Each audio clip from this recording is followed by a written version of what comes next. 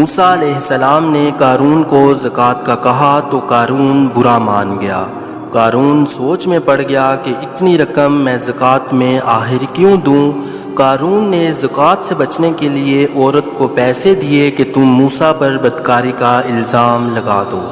موسیٰ علیہ السلام ایک مجمع میں لوگوں سے خطاب فرما رہے تھے کہ وہاں وہ عورت پہنچی۔ موسیٰ سے مجمع میں ایک پوچھنے والے نے پوچھا کہ جو انسان کسی عورت سے زنا کرے اس کی کیا سزا ہے؟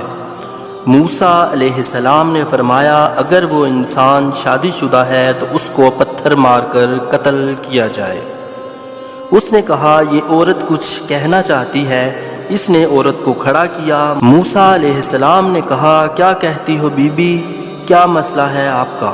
جب اس کی نظر نور نبوت پر پڑی تو اس نے کہا میں کچھ نہیں کہتی، قارون نے مجھے پیسے دیے تھے کہ آپ پر بدکاری کا الزام لگا دوں۔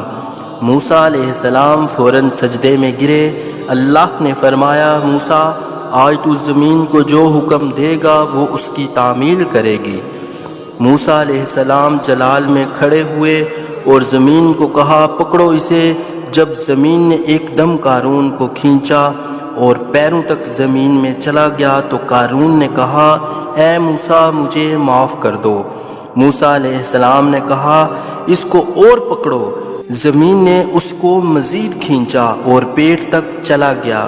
قارون نے چیخ کر کہا کہ موسیٰ مجھے معاف کر دو۔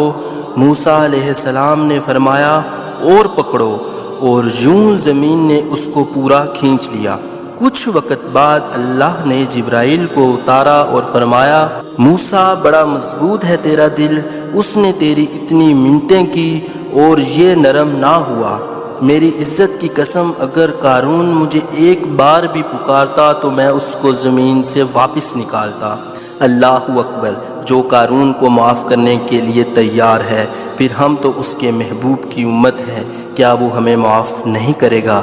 لیکن ہم بھی اس کو پکاریں اور اپنے گناہوں کی معافی مانگیں تو تب نہ۔